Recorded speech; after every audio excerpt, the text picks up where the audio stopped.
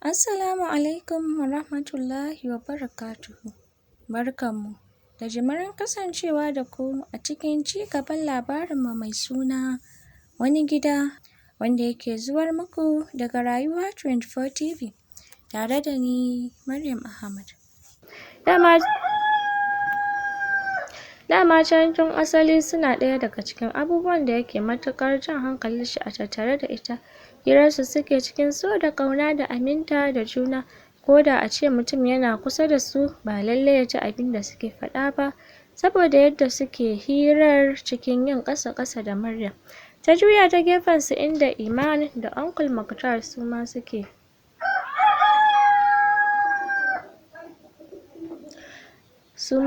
manne da junansu. Iman ɗin na sanye da wata Arabian gown baka, sai fatarta da farinta suka ƙara fita sosai, musamman saboda rolling ɗin da ta yi da baƙin gyalen rigar.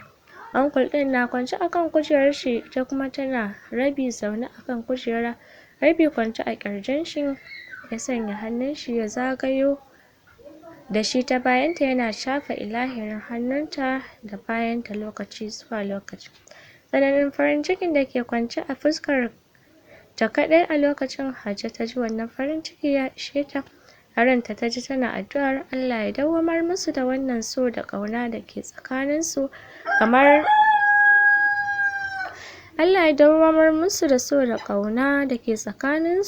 kamar haɗin baki.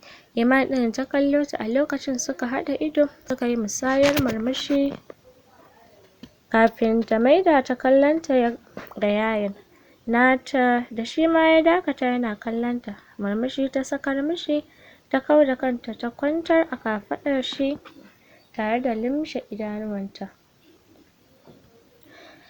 Bayan watanni 13, ƙarfe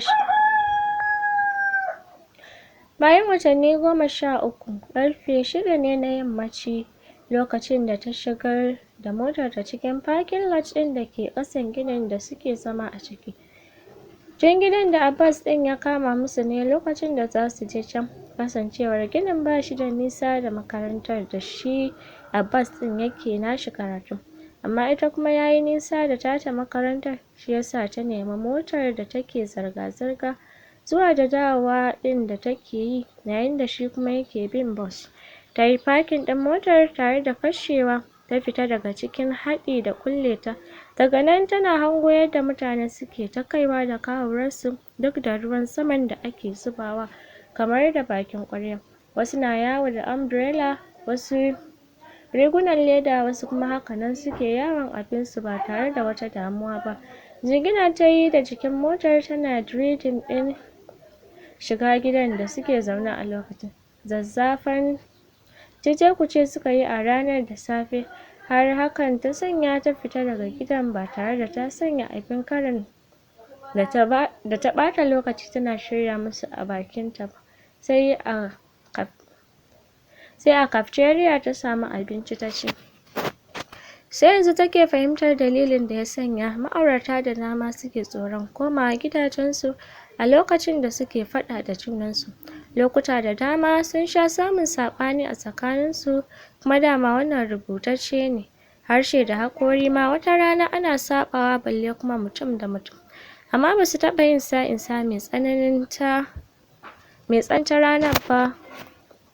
Haka ba su taɓa ɗaukar lokuta mai tsayi ba su shirya ba kamar yadda suka ɗauka yanzu ba. Ta san cewa abin da ya hana ta shiga ciki a lokacin bai wuce tunanin ko har lokacin bai sauko daga dokin fushin da ya hau ba, duk da cewa kuwa laifin yawancin nashi ne ba nata ba, amma ita ma tana da nata laifin dai. Ajiyar numfashi ta sauke a hankali, ganin cewa lokaci mai tsayi ya ja. Ta ja ƙafafunta zuwa wajen lifta a hawa na biyu suke. Ta sauka a gidansu tana sanya key ta buɗe tare da shiga ciki, ta maida ƙofar ta rufe.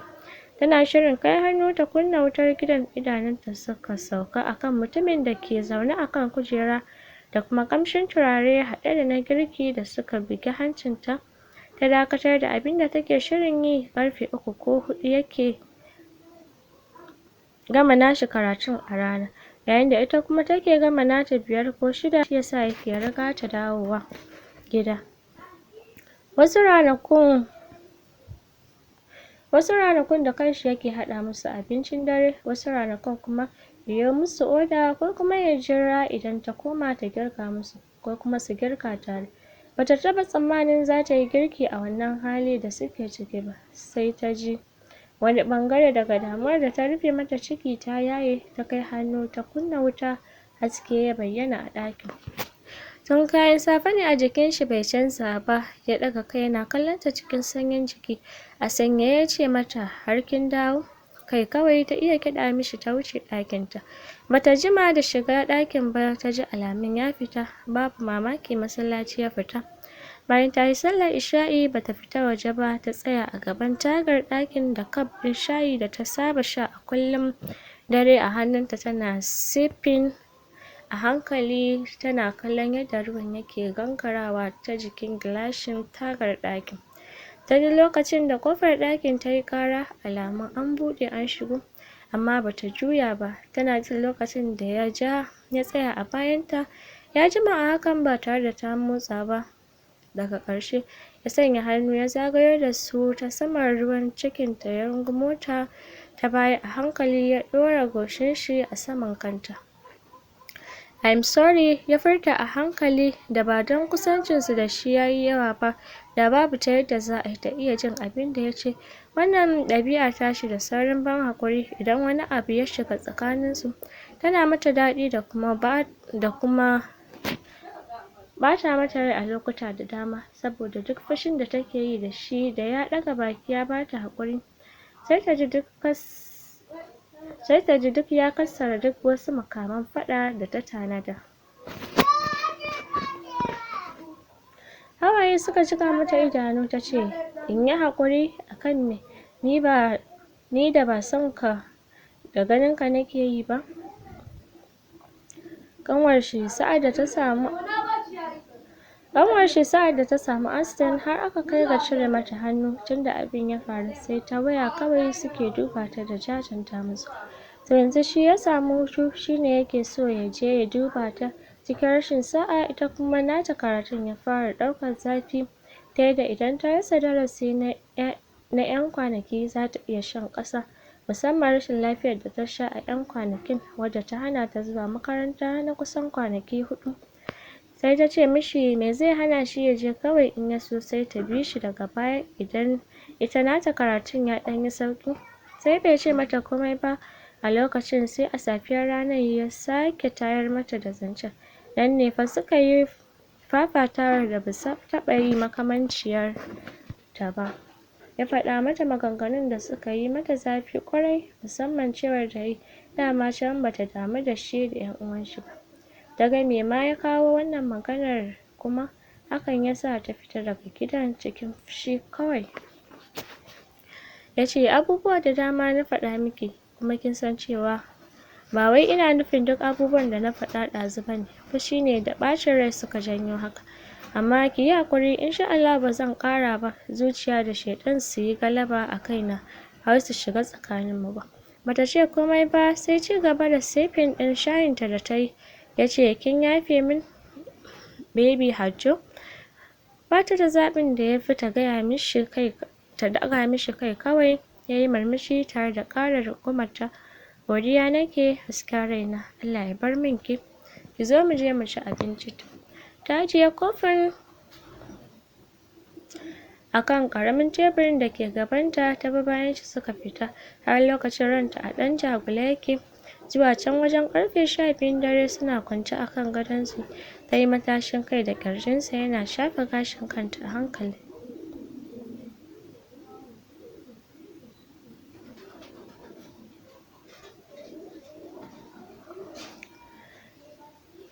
Ta kama hannun shi da dama ta ɗora a kan ruwan cikinta. Ya ci gaba da shafa shi. Daga farko bai fahimci komai ba, sai da ya ji yana taɓa barely their bump a ƙasan mararta, wanda har ya fara yin tauri. Zama da likita da kuma tashi a gaban nurse da ta san aikinta ya sa Abbas ya san ire-iren waɗannan abubuwa. daga ji babu tambaya ciki ne a jikin.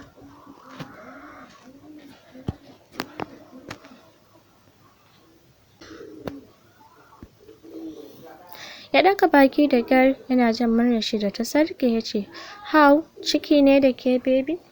Ya tashi da sauri har yana yin gefe da ita ta kusa faɗuwa. Kafin kuma ya sake jin ta cikin jikinsa ta yi dariya sosai tana ƙara lafiyawa a jikin shi ta ce, "Ɗaya daga cikin dalilan da ya sa ban so yin tafiyar ba kenan." Ya dafa kai shine kuma na zauna saying all those mean things to you ɗazu. I'm sorry baby. Ta girgiza kai tana shafa kanshi. It's okay. Baka sani ba after all. Na san ba za ka faɗa haka ba da gangan.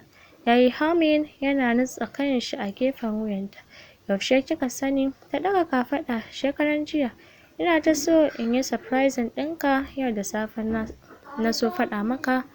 Ya tuna yadda yau ɗin ta tashi tun da safe ta haɗa masa abin kari na musamman, yadda ta shirya teburin cin abincin ma kanshi cikin tsari. Ya cancanci a ce ya yi tunanin da wani abu, amma da yake ran shi ya gama yin nisa a zargin ba ta son zuwa Najeriya ne kwata-kwata, ya sa sam hankalin shi bai kai kan yin tunanin komai ba. Bai iya ƙara tanka komai ba daga wannan lokaci sai ƙoƙarin redeeming kanshi da ya fara yi, don kuwa ya san shi cikakken mai laifi ne. Kalmar ban haƙuri, so, bege da alfahari ta ji su a wannan dare har sai da ta yi engraving ɗinsu a cikin ƙwaƙwalwarta. Sai a washe gari yake jin cewa cikin watannin shi 4 wannan lokaci jin shi ya dinga yi ya cika ya tumbatsa da farin ciki, kamar daga wannan lokaci babu wani abu da zai ƙara ɓata mashi rai sam. Da yake washe gari ranar Asabar ce, ba su fita ko ina ta tattalinta da shagwaɓarta ita da ɗan cikinta. Akwai abin da ya kai sanin cewa matar da yake matuƙar so da alfahari da ita za ta haifa maka ɗa. Sanin idaniyarka sanyin idaniyanka, farin cikinka da jin daɗin ka kuwa ya tabbata wannan shine best feeling a cikin rayuwar ɗan adam. Ya ɗauki waya ya fara kiran 'yan uwa da abokan yana sanar da su abin farin ciki da ya same shi. Iman tun da ta ji labarin bakinta ya kasa rufuwa. Tana zaune a Kano da mai gidanta cikin kwanciyar hankali da aikinta da kuma ƙatoton cikinta, haihuwar yau ko gobe. Da uncle ya kira mami ya sanar da ita, ce mishi ta yi ya fara mata shirin tafiya ta je ta ganta. Zuwa can yammaci rana ta fara alamun faɗuwa, gari ya yi luf da alamun jaɗin da faɗuwar rana ke haddasawa. Tana naɗe akan kujera tana shan ice cream da chips ɗin da ya soya mata, shi kuma yana daga kicin yana haɗa musu dinner. Ta dinga bin shi da kallo in admiration. Duk wani fatan miji na gari da 'ya mace za ta yi ta same shi a cikin Abbas. Rayuwar shi ba rainbow da sunshine ba ce a kullum, amma kuma suna zama na so da ƙauna da aminci. Yana girmama ta, yana son ta, yana kulawa da ita, yana ɗora buƙatunta a kan nashi, yana kuma ƙoƙarin fahimtar ta kamar yadda ita ma take mishi. Ta kai hannu tana shafa cikinta cikin murmushi. She can't wait ta haife abin da yake cikinta. Ta san zai samu kulawa daga gare su har ma da kakannin shi da uncles and aunties ɗin shi. Tana kuma so ta ga kalar irin gida da rayuwar da za ta yi ita da 'ya'yanta. Ta sha alwashin ba za ta taɓa ɗauko hanyar da za su yi irin rayuwar da ta yi a tsohon gidansu ba. Tashi ta yi tsam ta nufi inda yake ya duƙufa yana yanka vegetables a kan cutting board. Ya juya yana kallon ta fuska ɗauke da ɗan murmushi. Cewa na yi ki zauna ki huta saboda ba na son ki wahala yau. Wanne ne daga cikin waɗannan ba ki fahimta ba? Ta kaɗa idanu sama tana turo baki. Yau gaba ɗaya na a kwance na yi ne yaya. Na gaji da zaman haka nan ina buƙatar in yi wani abu.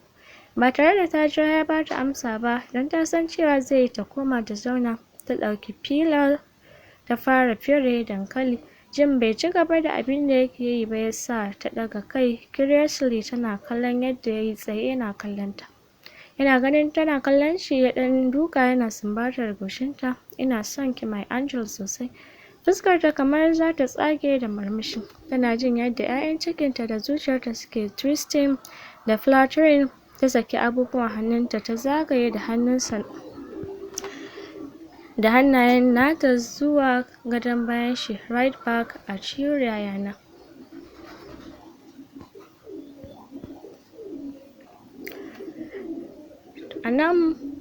To masu sauraro, a nan muka kawo ƙarshen shirinmu. Alhamdulillahi masha Allah, la haula wala quwwata illa billah.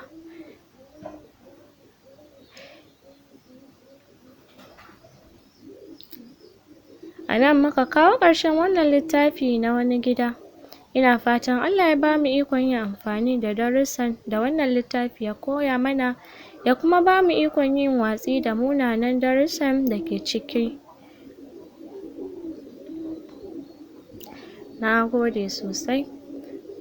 To masu sauraro, a nan muka dakata. Sai ku ci gaba da kasancewa da Rayuwa 24 TV domin samun wasu sababbin labaranmu a kowane lokaci.